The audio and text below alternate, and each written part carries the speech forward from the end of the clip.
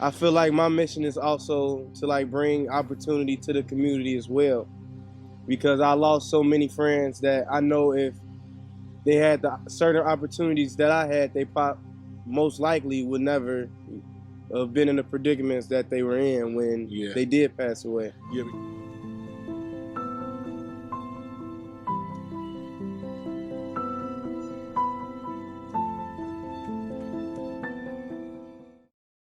What's up, everybody? My name is Pastor Corey Brooks, and you know where I am. That's right, I'm on the rooftop for 100 days from November the 20th to February the 28th, staying in this tent, bringing about awareness to the violence in Chicago, but most of all, trying to raise as much money as we possibly can to build a center on this block that is called O Block. O, named after a young man named O.D. Perry who was shot and killed. The gangs adopted his name, the O, the letter O, and start calling it O Block. Well, I tell you every single day, our goal is to keep the O, but to name it Opportunity Block. So we're here today, and I'm grateful with my youngest son. That's right, my youngest son, who grew up in this neighborhood that we're in, and he's now a sophomore at Morehouse in Atlanta, Georgia, going to school, working on his degree. But it's been tough living in this neighborhood, and I wanted to share from his perspective today just how tough it's been and why some kids don't make it out. So his name is Corey, but we call him Kobe. And so welcome to the show, Kobe. My Rooftop Revelations. Thank you. Welcome home. I know you're away from school and you're home, but I wanted to jump in and talk about living in the neighborhood, how tough it is. You know, we could have easily moved out to the suburbs or something like that, but we decided to stay in the neighborhood. We decided to be a part of the neighborhood. And sometimes I struggle with, was that a good decision or a bad decision? Because you all encountered so much growing up, your brothers and sisters. But how tough is growing up in this neighborhood? I can say it's kind of very tough to growing up in this neighborhood because it's not a lot of opportunity, like as far as like people outside of like where besides the church, really, there's no real opportunity I see like in the community for our people. Like, there's nowhere for them to like go work on homework or go work on like their craft, like whatever they're good at. Like, they have nobody really investing time into them except for really the church. And it's like they go through so much on both ends, like, you know, being tied in, you know, with other things. Right. And not growing up having the proper opportunities it kind of like makes it tough. It's tearing them, you know? Yeah, so let me ask you about that. You know, we talk all the time about creating opportunities and helping a lot of the kids and helping your friends. But you lost a lot of friends too in the neighborhood. Can you talk about that for a minute? I know it's painful. I know we talk about the pain of it, and I try to urge you to go to counseling because, you know, post-traumatic stress. But you know, go ahead. So I can say I lost about, at least that I can think of just right off bat, I lost 6 friends in the past 5-6 years. And I can say it's been very traumatizing, but it's also made me part of who I am today. And by that, I'm saying, like, they all, like, left a certain lesson with me. Like, it kind of molded me into, like, seeing what my life was supposed to, like, what my mission is almost. Like, I feel like my mission is also to, like, bring opportunity to the community as well. Because I lost so many friends that I know if they had the certain opportunities that I had, they most likely would never have been in the predicaments that they were in when they did pass away. Yeah, because even though, you know, you grew up in the same neighborhood, you grew up in the household with your mom, your dad, your brothers and sisters, a family unit. And a lot of times, these kids, unfortunately, all they have to depend on is their moms. Their dads are sometimes locked up or, you know, wherever. And it's real tough. It's real difficult.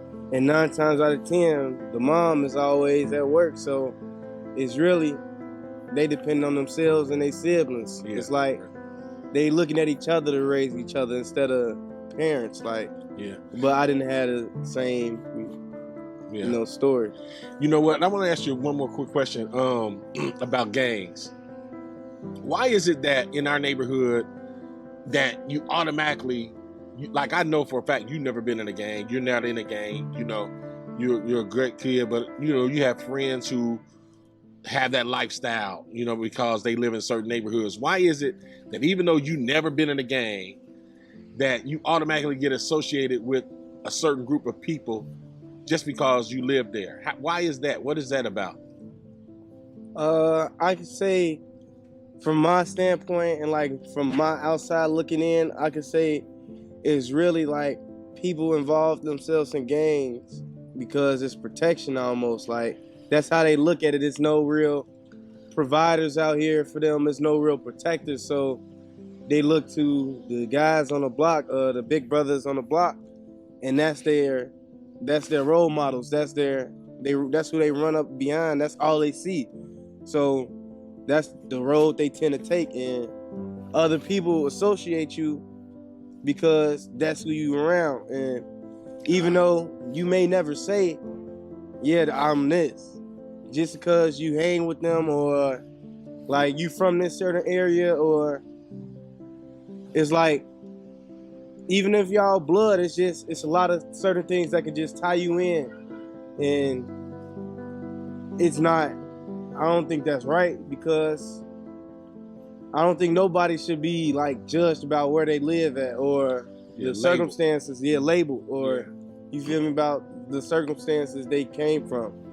I feel like you shouldn't judge a book by its cover. Like, you got to get to know people first. You never know. You might look at a kid, think he a gangbanger, but he might be the smartest kid that you ever came across. Like, he we just know never. a couple That's what I'm saying. like exactly. Like, I really didn't met kids smarter than guys I went to school with at a private school. Like, they just don't have the same opportunity, the same money to go to these certain schools or to go to these certain communities or like community centers. And like, it's nobody really pouring any opportunity or wisdom into them. So they kind of lose track and guidance when growing up, and they look towards what they see and what's closest to them, and that's what's in the neighborhood. So last question. So do you think a community center will help in our neighborhood, and why? I honestly think the community center will be one of the biggest things that'll happen to this community. Not just the community of Chicago, really. Like, I feel like, I know for a fact it'll open up plenty jobs for everybody in the community, one.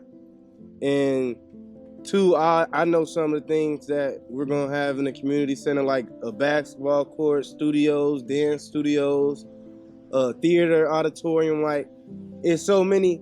Carpentry classes. That's what classes, construction classes. Like, it's so many outlets for kids to express themselves that we didn't have growing up. Like, we had bits and pieces of it through the church, but the community center would be devoted to really build an opportunity for everybody in Chicago, more than just this one community. I feel like it's not only like gonna be a blueprint for like other communities in Chicago, but communities around the country, like, and eventually around the world.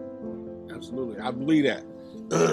So listen, it's always good being able to talk to my son and share thoughts with him, and I'm so glad and so proud of him being able to grow up in this neighborhood, and not just grow up in the neighborhood, but make good choices and see and then try to be helpful to some of his friends, and that's what it's all about. I want to thank Fox, as always, for allowing me to share my Rooftop Revelations, and like I always say, I'll see you tomorrow. Peace.